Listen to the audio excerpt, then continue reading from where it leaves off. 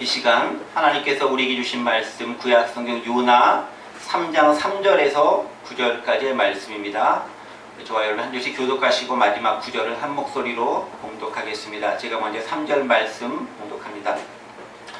요나가 여호와의 말씀대로 일어나서 니느웨로 가니라. 니느웨는 사흘 동안 걸을 만큼 하나님 앞에 큰 성읍이더라. 요나가 그 성을 들어가서 하루 동안 다니며 외쳐 이르되 사실이 저는 니느웨가 무너지리라 하였더니 니느웨 사람들이 하나님을 믿고 금식을 선포하고 높고 낮은 자를 막론하고 굵은 베옷을 입은지라. 그 일이 니느웨 왕에게 들어오매 왕이 보좌에 서리라 아무것도 없고 굵은 베옷을 입고 제위에 앉으니라. 왕과 그의 대신들이 조서를 내려 니느웨에 선포하여 이르되 사람이나 짐승이나 소떼나 양떼나 아무것도 입에 대지 말지니 곧 먹지도 말 것이요 물도 마시지 말 것이며 사람이든지 짐승이든지 다 굵은 베옷을 입을 것이요 심서 하나님께 부르짖을 것이며 각기 악한 일과 소녀로 향한 강포에서 떠날 것이요. 함께 봉독합니다. 하나님이 뜻을 들이키시고 그 진노를 그치사 우리가 멸망하지 않게 하시리라. 그렇지 않을 줄을 누가 알겠느냐 한지라. 아멘. 네. 계속 요나서의 말씀을 가지고 함께 은혜를 나누고 있습니다. 지난 시간 우리는 요나를 위한 두 번째 기회가 주어지는 장면을 살펴보았습니다. 하나님께서 요나를 살리시고 다시 한번 두 번째 너는 일어나 가서 외치라 라는 말씀을 주신 것, 그리고 그 말씀에 따라서 요나가 일어나 가서 외치는 것에 순종하는 모습을 지난 시간에 살펴보았습니다. 한 번의 실패로 우리는 모든 것이 끝나고 좌절하고 넘어지고 끝장난다 라고 생각할지 모르겠지만 하나님은 그것으로 끝이 아니라 그 이후의 삶에 대해서도 우리에게 또 다른 기회를 부여하시고 그것을 통해 회복할 수 있는 기회를 열어주십니다. 문제는 그 기회를 우리가 잘 활용하여 하나님의 기대에 부응하는 삶을 잘 살고 있느냐 그렇지 않느냐에 달려 있습니다. 이 요나는 니느웨에 말씀을 전하러 갑니다. 정확히는 하나님의 니느웨에 대한 멸망의 경고를 듣고서 그 말씀을 가지고 경고를 선포하러 가기 위해서 길을 떠납니다. 자, 그런데 오늘 본문을 잘 보면 요나의 순종, 즉 요나가 이제 두 번째 기회를 받아서 순종하는 모습이 보이는 것 같긴 한데 그 요나의 순종이 과연 온전한 순종인가에 대해서 약간 의구심을 가질 수 있는 그런 내용들이 나옵니다. 니느웨는 본문 3절에 의하면 어느 정도 크기냐면은 3일 길을 걸을 만한 크기이다 라고 기록되어져 있습니다.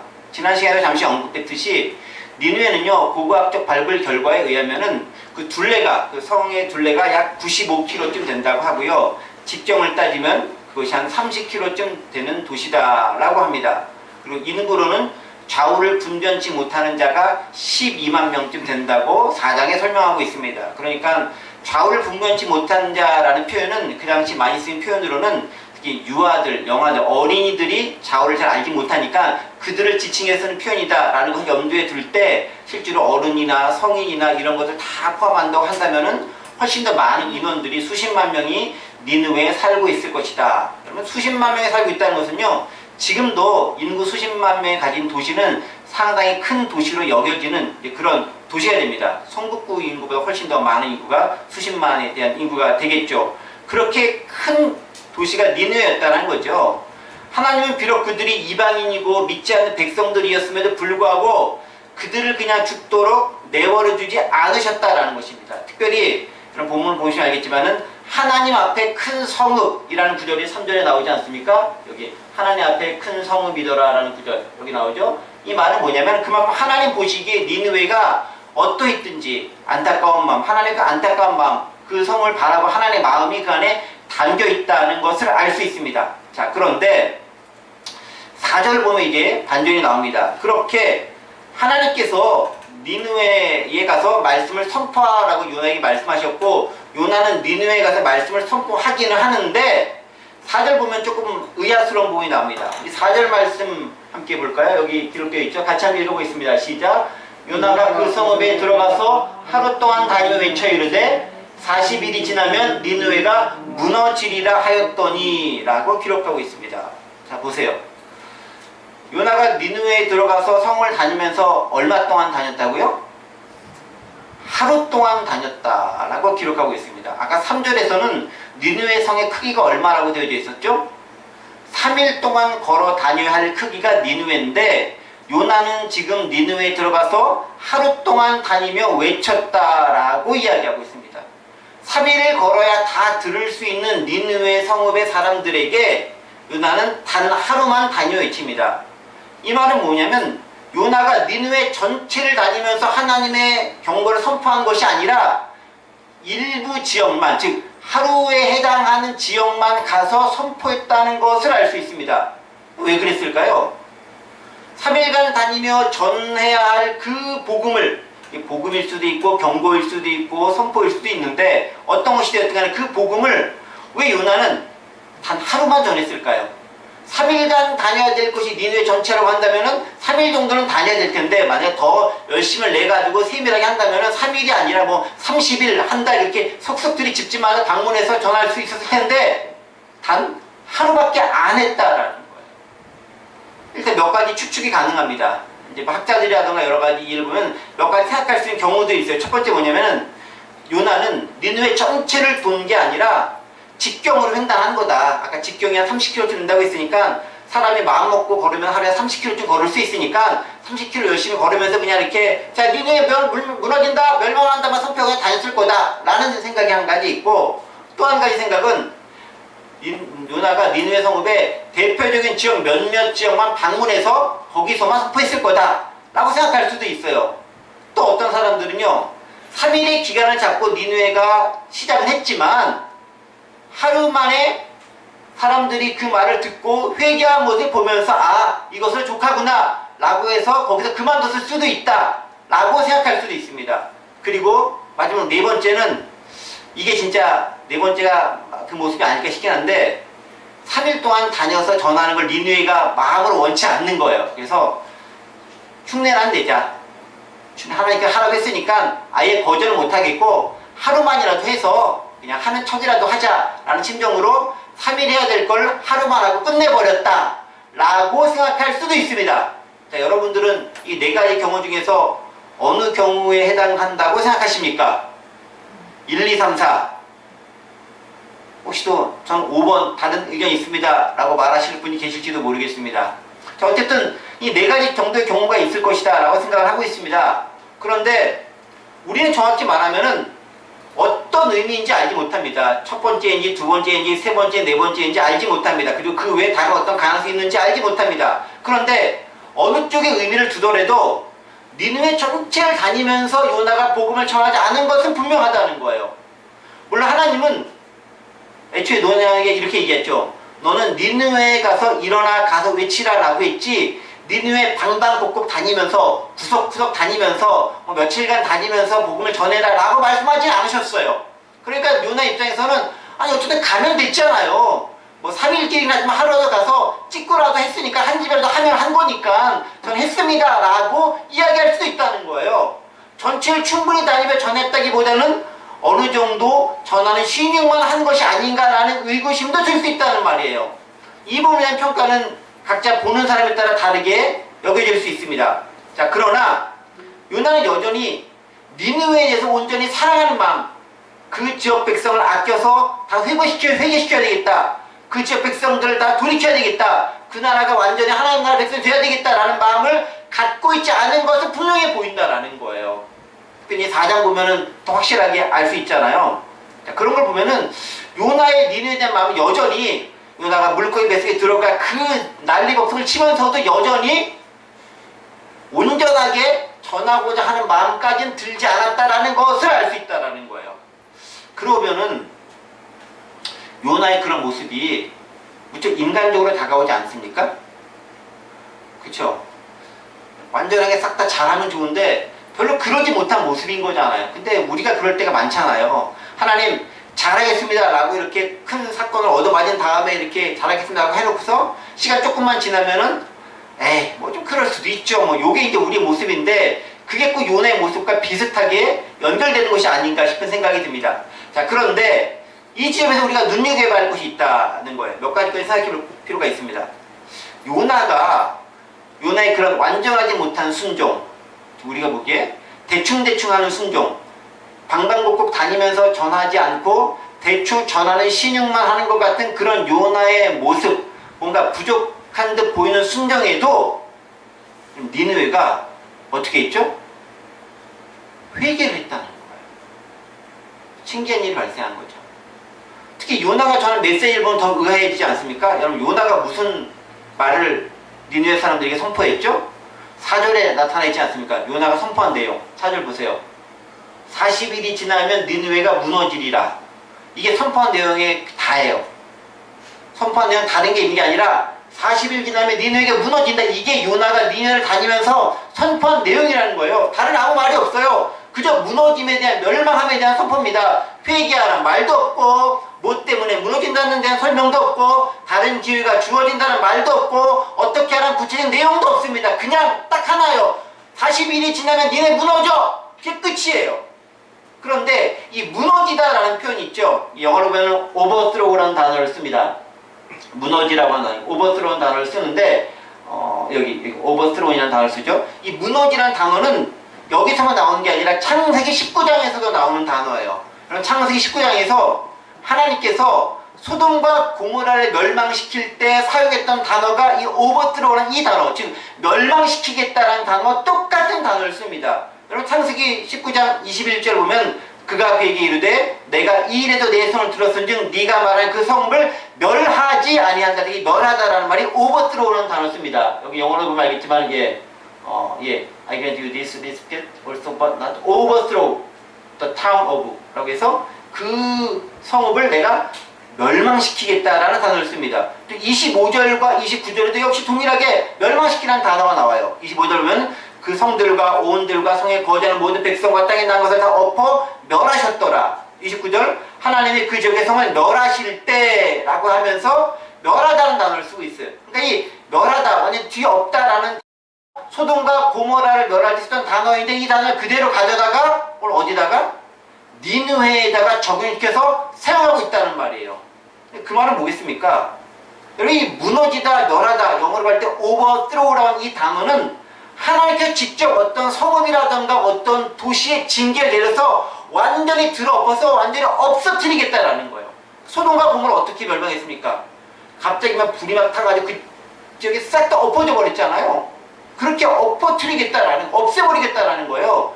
정확히는 그 성읍의 죄악이 만연해서 도저히 볼 수 없는 상태가 이르렀을 때 하나님께서 그 성읍을 없애버리겠다라는 표현이 바로 이 오버스로우라는 그 표현이다라는 거예요. 이 말은 뭐예요? 니느웨에 대한 하나님의 멸망일 때 그만큼 강력했다라는 거예요. 내가 니느웨 꼭 멸해버리겠다라는 거예요. 너 그것을 선포해라라는 거예요. 그런데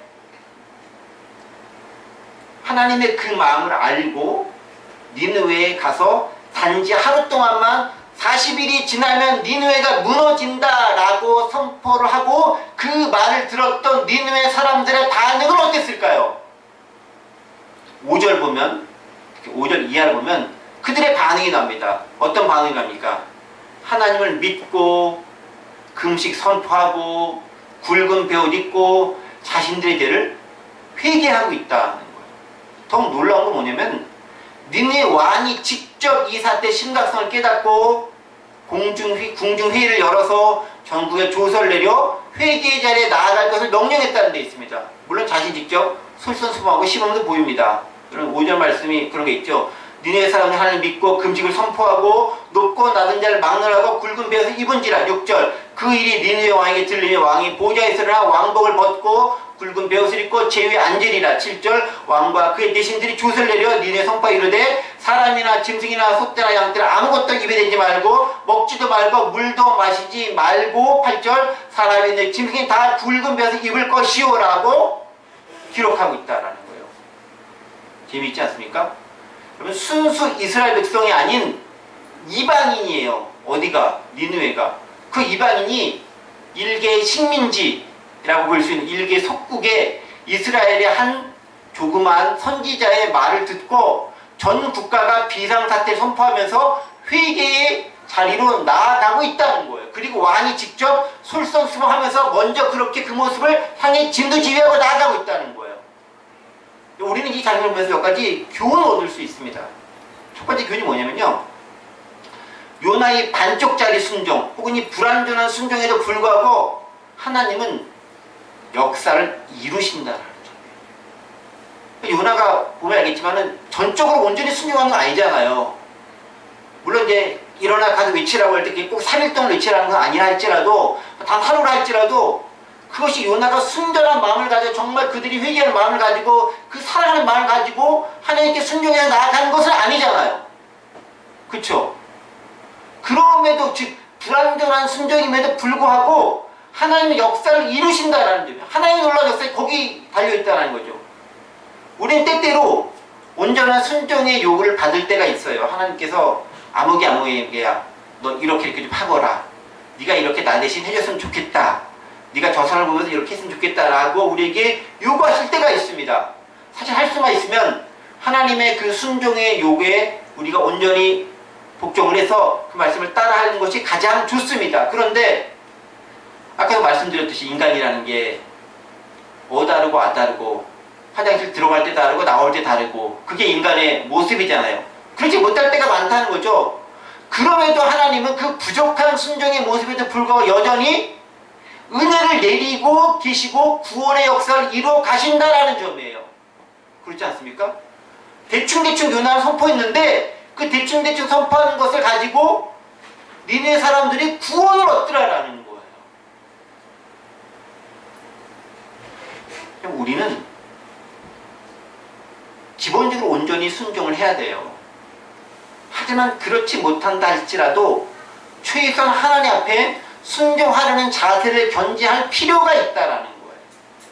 그러니까 하나님은 100을 요구하는데 100까지는 못한다 할지라도 시작을 해서 50이든 30이든 일단 하나님 앞에 순종의 첫 발걸음을 내딛을 필요는 있다는 거예요.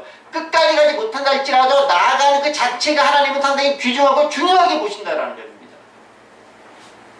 왜 그럴까요? 하나님은요, 부족하고 연약한 이기적인 인간의 모습을 아시기 때문에 그렇다라는 거예요. 우리가 종종 그럴 때가 있어요. 사람과 사람 사이 약속이라는 걸 하잖아요. 특히 결혼할 때 그런 약속 하잖아요. 내가 딱 결혼하면 손에 물 한 방울 묻히지 않게 해주겠다. 꽃길만 걷게 해주겠다. 온갖 좋은 거 다 얘기해줘요. 그 다음에 결혼 딱 하고 나면은 그게 그대로 잘 지켜지는 경우가 거의 없잖아요. 그래도 그럼에도 하잖아요. 왜 그래요? 실제로 그 사람이 그 고백을 할 때는 그 마음을 그대로 받는 거예요. 그런데 실제로 그것을 행하는 것과 고백하는 건 다를 수가 있어요. 그런데 인간이기 때문에 그럴 수 있는 거예요. 그 말을 할 때는 그 사람의 마음이 진실인 것을 알고 그 마음을 그대로 받아들이는 거예요. 그리고 그 마음 그대로 받아들였지만 실제로 행할 때는 그것이 부족하고 모자라고 연약한 것다는 것까지도 인식을 하고 있기 때문에 그것도 이해해 주는 거예요. 그게 우리의 모습이라는 거죠. 제가 아는 선생님이 한 분 계신데 이분이 종종 그래요. 근데 그분에게 약속합니다. 선생님, 제가 아무개 때 꼭 찾아뵐게요 라고 약속하고 말씀드리고 옵니다. 그리고 그때쯤 되면은 저는 딱 까먹어서 찾아가지도 않고 연락도 하지 않아요. 그럼 이제 그분이 말씀이 뭐냐면은, 그래, 네가 그렇다 할지라도 처음에 네가 이 얘기할 때는 나를 찾아와주고 그 마음이 깊게 가지고 있다는 걸 내가 잘 알아. 나는 그 마음을 통해서 이미 너의 전체를 받았어 라고 얘기하면서 나중에 안 찾아오고 안 연락한 것에 대해서 별로 꾸지람하지 않으세요. 왜? 인간의 연약함까지도 아시기 때문에 그렇다. 우리가 아이들 키울 때도 마찬가지 아닙니까? 비록 완전하게 내 마음에 들게 행하진 않는다 할지라도 하려고 하는 모습 그 자체를 보면서 귀하게 여기고 그것을 통해서 은혜를 주고 그걸 통해서 기뻐하고 격려해주고 더 잘할 수 있게 하는 게 부모님의 마음이고 선생님의 마음이고 앞서간 선배의 마음이다라는 거예요. 그 마음을 하나님께서도 아신다라는 거죠. 하나님도 사실은 요나가 완벽하게 순종하면 좋지만 비록 그렇지 못한다 할지라도 그렇게 처음에 나아가고 했던 그 첫발 내딛는 그 모습을 보고서 그 마음을 받으셨다라는 거예요. 물론 가장 좋은 건 뭐죠? 처음부터 끝까지 완전하게 순종하는 모습이 가장 좋은 거다라는 것은 두말할 나이였습니다. 더불어서 또 뭘 알 수 있냐면은 선지자라고 한다면, 요나는 선지자잖아요. 선지자라고 한다면 비록 자신이 원하지 않는 것이라 할지라도 순종의 모습을 보여야 한다는 거예요. 내 뜻이 아닌 하나님의 뜻이 이루어지는 게 중요하기 때문에 비록 마음으로는 내키고 동의하지 않는다 할지라도 하나님께서 아무개 이렇게 해라고 하면은 알겠습니다, 그렇게 하겠습니다 라고 일단 첫 발을 내딛는 그 자세가 중요하다라는 겁니다. 하나님께서 여러분들에게 또 저에게 뭔가 말씀하신 것이 있을 수 있어요. 그러면 그래서 온전하게 다 지키지 못할 수 있어요. 그게 인간의 모습이에요. 그러나 아예 안 하는 것과 어차피 안 될 건데 하지 마 그래서 아예 안 하는 것과 실패할 것을 알지만 그럼에도 불구하고 시도하는 것은 아예 다르다라는 거예요. 하나님께서는 시도하는 그 자체를 귀하게 보신다라는 것이고, 우리의 인간의 입장에 봤을 때는 비록 내 뜻과 내 생각과 내 정세는 맞지 않나 할지라도 하나님의 말씀과 명령이 있다면 그것을 따라 순종하고 한 발짝 내딛는 자세가 무엇보다 필요하다라는 것입니다. 우리 그 모습이 우리 가운데 뒷받침되어 있어야 된다는 거죠. 자, 또 우리가 이 사건을 보면서 정말 예상치 못했던 니느웨의 그 반응을 보면서 알 수 있는 또 한 가지 뭐냐면은 하나님의 복음의 역사가 어떻게 펼쳐질지 아무도 모른다라는 점이에요. 여러분 보세요. 니느웨가 회개한다는 것이 상식적일까요? 비상식적인 것일까요? 가만히 생각하면은 니느웨가 회개할 일이 별로 없어요. 회개할 이유도 없어요. 니느웨가 훨씬 큰 성읍이에요. 이스라엘의 예루살렘, 사마리아와 비교도 되지 않을 만큼 큰 성읍이고 그 당시 가장 강대 가운데 하나가 있어요. 그리고 요나는 그 중에 작은 나라 속국의 일개 선지자에 불과합니다. 그 선지자의 말을 듣고 그 큰 대국이 굳이 움직이고 전 국민의 비상사태 선포하고 회개할 이유가 없다라는 거예요. 무슨 신비성을 가지고 요나의 말을 듣겠어요? 니느웨 왕이, 이스라엘 왕이 그렇게 한다 할지라도 한번 지켜보자 라고 이렇게 볼 텐데 굳이 볼 이유가 없다라는 겁니다. 물론 요나가 물고기 뱃속에서 3일간 있다 극적으로 살아났다는 소문들이 그 왕에게, 사람들에게 들렸을 수 있어요. 그러니까 좀 특이한 경우인가 보다 라는 그런 말을 듣고 그런 생각을 가졌을 수 있습니다. 그러나 그건 요나의 상당히 개인적인 일이잖아요. 그 개인적인 일을 가지고 국가적인 비상사태 선포하고 다 회개해. 이게 가능하다고 생각하세요? 우리가 보기엔 그냥 성경에 돼 있으니까 그럴 거야 라고 생각할지 모르겠지만은 상식적인 선에서 생각해보면은 이게 그렇게 쉽게 이루어질 만한 일이 절대 아니다라는 거예요. 니느웨의 온 국민, 전 국가의 회개는 극히 이례적이고 특별하고 특이한 상황이라는 점입니다. 우리는 바로 이 지점에서 하나님의 역사를 발견할 수 있습니다. 어떤 역사요? 하나님의 역사는요, 하나님 섭리는 우리의 예측을 초월하고 우리의 이해를 뛰어넘는 경우가 많다라는 거예요. 여러분, 그래요. 복음의 능력은 어떻게 펼쳐질지 몰라요. 전혀 가망성이 없어 보이는 바로 그곳에서 하나님의 역사가 어떻게 펼쳐질지 모르는 거예요. 저는 우리 대한민국을 보면서 그걸 느낍니다. 동방의 극히 작은 나라, 유교, 불교, 무속신앙이 오묘하게 결합되어져 있는 그 나라, 이게 1800년대 중후반까지 우리나라의 모습이었습니다. 그런데 지금부터 130~140년 전에 아펜젤로와 언더우드가 우리나라에 들어오게 됩니다. 그리고 그 땅에 복음이 선포됩니다. 그리고 그 복음을 받아들여서 130~140년 만에 전무후무한 기독교 역사상 가장 큰 부흥의 역사가 이 땅 대한민국에서 일어납니다. 그 당시에 알렌이나 아펜젤로나 언더우드나 마펫이나 수많은 선교사가 동방의 조그만 땅 대한민국에 들어오면서 내가 그 땅에 들어가 복음을 전하면 저 나라를 회개해서 여태까지 보지도 못했던 놀라운 부흥의 역사가 일어날 거야 라고 생각했던 선교사가 한 명이라도 있었을까요? 결단코 없었을 거예요. 그저 한두 명이라도 내 복음을 듣고 내가 사명을 받았으니 그 나라의 복음을 전하고 누구라도 듣고 회개하면 난 그것을 좋게 라는 마음을 가지고 그 선교사님들은 들어왔을 거예요. 그 당시 지도상에서 대한민국은, 코리아는 보이지도 않는 그런 나라였어요. 그 나라에 선교사들이 들어와서 복음을 전했고, 복음을 듣고서 지금 이렇게 전 세계적으로 유례가 없는 가장 큰 붐을 이뤘고, 미국 다음으로 지금으로는 미국보다 더 많은 숫자의 선교사를 파송한 그런 국가가 되었다라는 거예요. 놀라운 역사가 이 나라 가운데 증거로 남고 있다라는 거예요. 복음은 어떻게 펼쳐질지 모르는 거예요. 선교사들이 알고 전한 게 아니에요. 그냥 순종에 나갔는데 놀라운 역사가 일어났다라는 거예요. 저는 개인적으로 이 말씀이 얼마나 큰 위로가 되는지 몰라요. 똑같이 우리에게 적용할 수는 없지만 북악한에 대한 기대도 여전히 그렇게 가지고 있어요. 말씀을 선포하고 준비하면서 저는 저에게 선포하는 거다라는 말씀을 전하고 있잖아요. 아무런 희망도 없어 보이는 것이 508 단지 이쪽 지역입니다. 오랜 시간 동안 교회도 별로 없었고 있다가도 망해서 나가고 여전히 지역 구성원들이 쉽지 않은 분들로 가득 차 있는 곳입니다. 불가능한 생각만 들게 하고 실제 3년 동안 겪어본 결과 좌절하게 딱 적합한 곳이 이곳인 것 같습니다. 그럼에도 믿음이 있어요.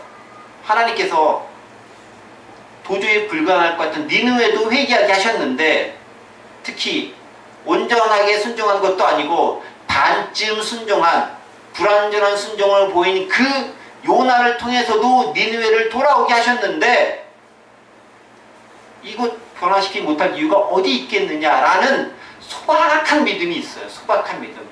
전적으로 뒤집어 엎어진다, 그런 믿음까지는 제가 없는데, 그러나 하나님께서 저희를 이 508 단지의 북악한을 세우게 하시고 보내게 한 그 이유는 뭔가 있을 거라는 생각을 가지고 있고 그 믿음을 가지고 나아가고 있다는 거예요. 비록 대대적인 전국적인 회개운동이 일어나지 않는다 할지라도, 비록 몇 명이라 할지라도 그 우리의 복음을 듣고 하나님을 믿고 예배하는 자가 생겨난다고 한다면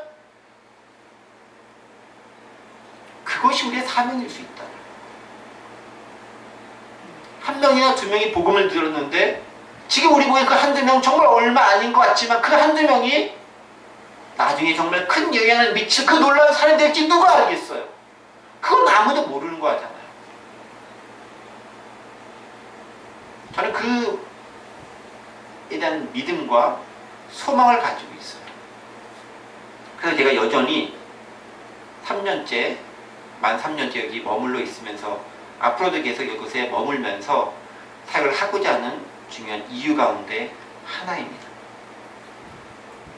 이 말씀은 또한요, 당시 선민이라고 믿고 있었고 자신들만이 하나님의 백성이라고 생각하고 있었던 이스라엘에 대한 경고의 말씀이기도 해요. 요나의 온전치 못한 순종에도 불구하고 니네가 회개한 것은 이스라엘 민족에게 주는 경고의 말씀이기도 하다라는 거예요. 어떤 말씀입니까? 당시 이스라엘은 뭡니까? 자신들만이 하나님의 백성이고 구원을 얻을 민족이라고 생각했습니다. 그런데 오히려 그들은 어떻게 했습니까? 이스라엘 역사를 쭉 보면은 다윗 솔로몬 시대까지 좀 괜찮았는데 그 이후 시대부터, 남북 이상 나눈 시대부터 그들은 계속 불순종을 시작하는 겁니다. 수많은 선지자가 일어나서 외칩니다. 좀 회개해라, 돌아와라, 제대로 좀 하나님 좀 믿어라, 니네가 하나님 백성이라면 그에 맞게 행동해라 라고 수없이 많은 선지자들이 외치고 선포하고 죽음으로써 그들에게 경고합니다. 그럼에도 불구하고 많은 이스라엘 사람들은, 왕들은 돌이키지 않아요. 믿지 않는 이방인이 아닌 이스라엘이 오히려 이방인들보다 못하게 하나님을 섬기고 있는 모습을 발견할 수 있다는 거예요. 오히려 이방인들이 더 잘 섬길 수도 있는 모습이라는 거죠. 하나님이 바로 이런 점을 염두에 두고 본보기를 말씀하십니다. 뭐라고요? 니네가 이스라엘이 돌아오지 않으면 내가 니느웨 같이 절대로 돌아올 수 없을 것 같은 저 민족을 변화시켜서라도 나의 백성으로 삼겠다라고 하는 그 의지가 그 가운데 발현되어져 있다는 거죠. 하나님은 강력한 의지를 가지고 요나를 통해 니느웨를 고치시면서 이스라엘에게도 선포하고 있는 거예요. 그러니까 무너진다는 것은 니느웨에 대한 경고지만 그 모습을 보면서 이스라엘의 니느웨가 좀 각성해라라는 의미가 그 안에 담겨져 있다는 거예요. 하나님을 온전하고 예배하고 섬기지 않는 하나님의 백성을 경고하면서 내가 다른 민족들을 나의 백성으로 삼을 수 있다라는 말씀을 동일하게 하고 있다는 것입니다. 오늘 우리에게 주는 메시지이기도 하다는 거죠. 어떤 메시지요? 내가 신앙생활 오래 했다고 교회와 교리에 대해서 조금 많이 안다고, 조금 먼저 안다고 자만하지 말라는 거예요. 알면서 불순종하지 말라는 거죠. 비록 알면서 불순종하는 것보다 비록 온전히 몰랐지만 조금이라도 순종하는 모습을 보이는 것이 하나님 보시기에 훨씬 귀하고 아름답다라는 것들을 우리에게 이야기해줘요. 그게 하나님의 마음이다라는 것입니다. 그러니까 내가 뭔가 많이 안다고, 오랜 신앙생활을 했다고, 성경에 대해서 공부를 열심히 했다고, 내가 엄청난 직분을 가지고 있다고 대충대충 생활을 했다, 그게 아니다라는 거예요. 하나님 언제든지 믿지 않는 다른 사람을 회개시켜서 믿는 나보다 더 탁월하게 만드실 수 있다라는 거예요. 그래서 먼저 된 자가 나중되고 나중된 자가 먼저 되게 하신다는 말씀이 여기서 등장하지 않습니까? 예수님도 이 점을 들어가지고 계속 우리에게 이야기하고 있습니다. 마태복음 12장을 보면은 수많은 표적을 보여주면 믿겠다라고 유대인들에게 예수님이 얘기합니다. 니네가 표적 보여주면 믿는다고? 천만에 말도 안 되는 소리 하지마 라고 하면서 마태복음 12장 39절부터 41절까지 오늘 본문의 요나의 이 이야기를 가지고 예를 들면 설명하고 있습니다. 39절부터 41절 말씀 여기 떴죠? 네. 예수께서 대답하여 이르시되 악하고 음란한 세대가 표적을 구하나 선지자 요나의 표적밖에 보일 표적이 없느니라. 요나가 밤낮 사흘 동안 큰 물고기 뱃속에 있었던 것 같이 인자도 밤낮 사흘 동안 땅속에 있으리라. 41절 심판때에 니느웨 사람들이 일어나 이 세대의 사람을 정죄하리니 이는 그들이 요나의 전도를 듣고 회개하였음이거니와 요나보다 더 큰 이가 여기 있으며 라고 이야기합니다. 무슨 말이에요? 이스라엘 사람들에게 예수님께서 지금 경고의 메시지를 바라고 있는 거예요. 요나의 경우를 봐 라고 하면서요. 심판 때에 니느웨 사람들이 오히려 회개했어. 이스라엘이 아니라 니느웨 사람들이 회개했어. 그런데 너 이스라엘 백성들아, 내가 와서 예수님 자신이 당신께서 와서 복음을 전파하는데도 아무도 듣지 않아. 그럼 얼마나 더 큰 심판이 니네 가운데 임해야 되겠는가 라고 하면서 탄식하시면서 예수님이 내뱉는 말씀이 바로 이 말씀이다라는 거예요. 우리에게 주시는 경고의 말씀이다라는 거죠. 대충대충 안일하게 신앙생활 하면서 내가 잘하고 있는 것처럼 여기지 말라라는 거예요. 요나의 비유를 자신에게 적용시키면서 그 요나의 전도를 듣고 심지어 이방인이 회개했는데 그 요나는 비교할 수도 없을 정도로 큰 자인 예수님의 말씀을 들으면서도 믿지도 않고 회개하지도 않은 그 이스라엘에 대해서 경고하시는 말씀입니다. 그리고 그 말씀은 오늘 시대 어쩌면 우리들에게 주시는 말씀일 수도 있다라는 겁니다. 한두 가지만 더 보고 말씀을 마무리하겠습니다. 자, 그런 요나의 선포에 대해서 니느웨, 특별히 니느웨 하면 무척 독특한 행동 양식을 보입니다. 그 리더십의 측면에서 무척 우리가 본받을 만한 것들입니다. 여러분 6절, 7절, 8절에 있는 말씀 보고 있습니다. 아까 읽었던 말씀이기도 한데요. 어떤 말씀은 니느웨 왕이 이런 행동을 합니다. 그 일이 6절 니느웨 왕에게 들림에 왕이 보좌에서 일어나 왕복을 벗고 굵은 베옷을 입고 제 위에 앉으니라. 7절 왕과 그의 대신들이 조서를 내려 니느웨에 선포하여 이르되 사람이나 짐승이나 소떼나 양떼나 아무 것을 입에 대지 말지니 곧 먹지도 말 것이고 물도 마시지 말라라고 얘기합니다. 신기하지 않습니까? 니느웨가 무너진다라는 그 요나 선지자의 선포를 듣고 왕이 먼저 일어나서 왕복 벗고 베옷 입고 죄를 뒤집어 쓰고 나서 선포를 하고 있어요. 그러니까 상복으로 딱 갈아입고 모든 대신들 다 불러 모은 다음에 강력을 불러 모아서 회의를 한 다음에 조서를 내리고 있는 겁니다. 상황을 바르게 판단하고 빠르게 결정 내리고 그것을 온 강요들과 의논하고 정통성을 확립한 다음에 전 국민에게 조서를 내린 모습을 발견할 수 있습니다. 그리고 말로만 하는 게 아니라 본인이 직접 먼저 실행하고 있어요. 바로 이런 모습들이 온 니느웨가 돌이키고 회개하는데 커다란 역할을 한 이유가 된다는 것입니다. 왕의 리더십이 강력한 영향력을 그 땅 가운데 미친 것을 발견할 수 있습니다. 그리고 바로 그런 모습을 통해 믿지 않았던 많은 이방인들이 더욱 철저하게 회개하는 모습을 나아갑니다. 어떻게 조서를 내립니까? 니네 다 베옷 입고 금식하고 회개해. 니네뿐만 아니라 짐승들과 가축까지도 그렇게 해 라고 하면서 선포하고 있다는 거예요. 온전한 회개, 전적인 회개, 완전한 회개를 하라라고 보입니다. 그런데 더 중요한 것은 뭐가냐면요. 8절 말씀 보세요. 8절 말씀 보면 놀랐습니다. 왕이 회개에 대한 것을 정말 정확하게 알고 있어요. 8절 보세요. 사람이 된 짐승이 다 붉은 벼슬 입을 것이요 힘써 하나님께 부르짖을 것이며 각기 악한 길과 손으로 행한 강포에서 떠날 것이다 라고 이야기하고 있어요. 보세요. 진정한 회개의 의미를 니느웨 왕은 알고 있는 거예요. 어떻게 알고 있습니까? 그들은 자신들의 잘못을 인정하는 동시에 그 잘못에서 완전히 떠난 상태가 되는 것이 진정한 회개라는 것을 알고 있어요.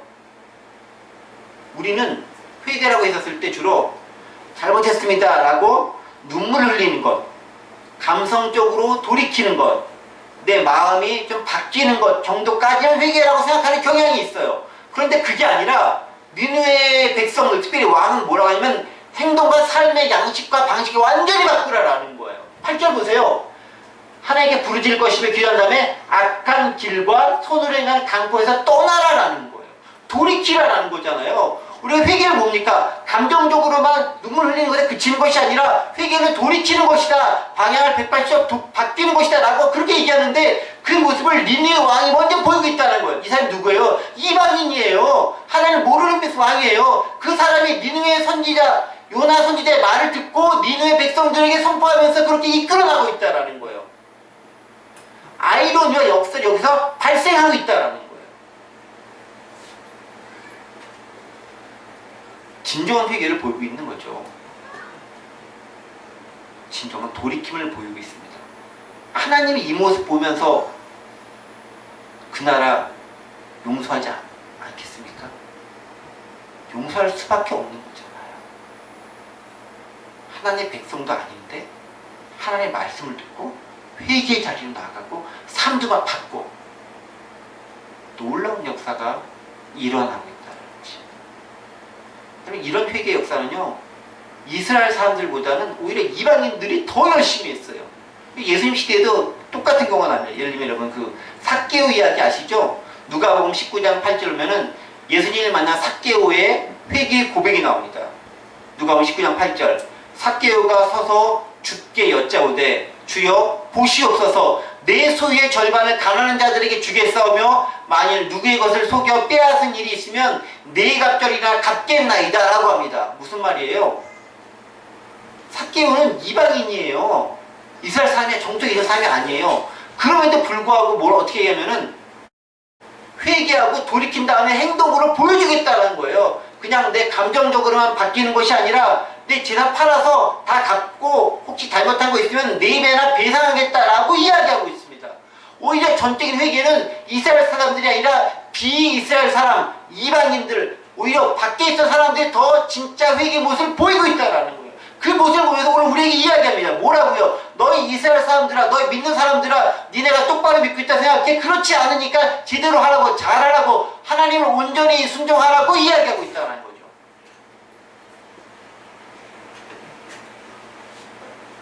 하나님 보시기에 회개 별로 안 하거나 회개하는 척만 하는 유대인들과 이방인이지만 완전히 돌이킨 사람, 누구를 더 좋아하겠어요? 하나님은 둘 다 버리기를 원치 않아요. 둘 다 구원받기를 원하시는 거예요. 그게 하나님 마음이에요. 로마서를 보면 로마서 9장, 10장, 11장은 바울 사도가 복음을 전하면서 이스라엘 그렇다고 버림받으면 어떡해요? 라는 것에 대해서 우리에게 이야기해주고 있어요. 그 땅도 구원받을 때가 있다라고 하면서 하나님의 계획 가운데 있다고 얘기하십니다. 하나님은 유대인이든 이방인이든 구분하고 가리지 않고 모두 구원받기 원하는 게 하나님의 마음이다. 저는 이런 모습 보면서 이런 생각을 합니다. 우리 때때로 예수 믿은 기독교인이기 때문에 예수를 믿지 않는 세상 사람들을 함부로 정죄하고 있어요. 너 예수 믿지 않으니까 지옥 가. 물론 맞아요. 주를 모르면 지옥 가는 건 맞습니다. 그러나 과연 우리가 그들에게 그런 선포를 할 만한 자격이 되는지부터 먼저 돌이켜볼 필요가 있다는 거예요. 우리 때는 세상보다 하나님을 믿는 사람들이 더 악한 경우도 있습니다. 그래서 교회들도 많이 욕먹고 있잖아요. 예수 믿는다고 하는 사람들이 안 믿는 사람보다 더 못된 경우도 있는 거예요. 과연 그럴 때 내가 예수 믿다고 얘기할 수 있는 것들이 자랑스러운 것이 될 수 있겠느냐라는 거예요. 세상 사람들에게 너 똑바로 해라고 얘기하려면 그들에게 그렇게 얘기할 만한 모습 우리가 보이고 있느냐라는 부분부터 먼저 생각할 수 있어야 된다라는 거죠. 우리는 과연 세상 사람들보다 의로운가? 요나가 과연 니느웨 사람들보다 의로웠던가? 더 잘 순종하고 회개한 모습을 보였던가? 그 합당한 삶을 살았던가? 책망하기 앞서 우리 자신을 먼저 돌아볼 수 있어야 됩니다. 말씀을 정리합니다. 하나님은 이방인들도 구원받기 원하십니다. 그 방법은 우리의 조그마한 순종을 통해서 이루어 가십니다. 비록 전적으로 순종하지 못한다 할지라도 하나님께 우리에게 말씀하신 거 있다면 그 말씀에 순종하는 그 모습을 통해서 하나님의 역사를 이루어 가십니다. 나의 연약함 때문에 하나님의 역사가 좌절되는 것이 아니라 비록 연약함에도 순종하겠다고 하는 그 조금의 믿음을 보시고 큰 역사를 이루어 나가시는 것이 하나님의 역사다라는 것입니다. 그리고 그 말씀을 통해서 우리에게 교훈을 주십니다. 너 믿는 자들아, 네가 믿는 자라고 한다면 그 합당한 삶 얼마나 잘 살았는지 먼저 되돌아보거라. 네가 과연 니느웨보다 낫다고 생각할 수 있느냐? 너의 모습이 과연 세상을 정죄할 만하다고 생각하는 것인가? 라고 우리에게 요구하고 계십니다. 그 말씀을 뒤집어 보면서 우리 자신의 모습을 돌아보면서 하나님 앞에 온전한 순종의 모습을 통해서 세상과 더불어 구원의 자리에 나아갈 수 있는 저와 여러분들이 되시기를 간절히 원합니다.